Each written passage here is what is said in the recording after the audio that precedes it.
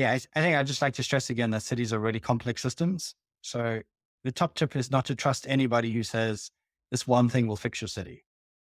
If anybody says that to you, really consider whether you should find another advisor.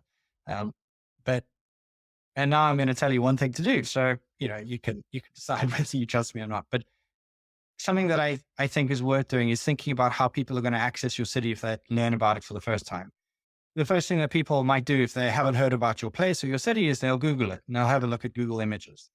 So just as a very easy exercise to get a sense of how people might see your place without having any real information about it is do a Google image search of your place and look at the top 20 Google image search results. So kind of look at the pictures that come up above the fold in a sense.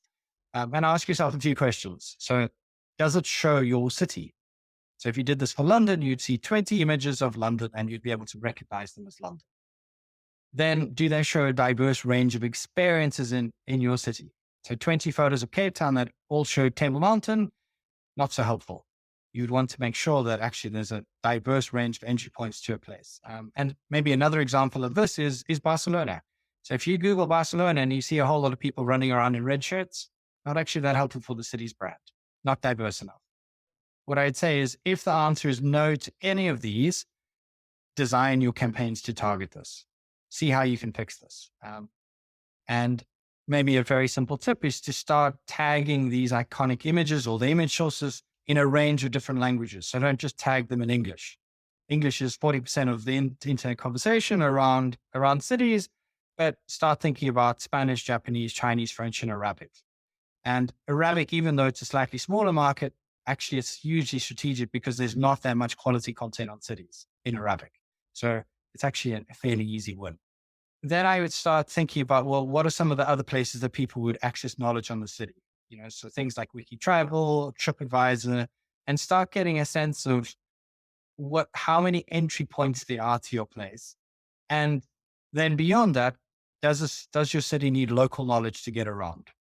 So for example, if I'm used to traveling on public transport, I'm a solo traveler and I land in Cape Town, how do I take a minibus taxi?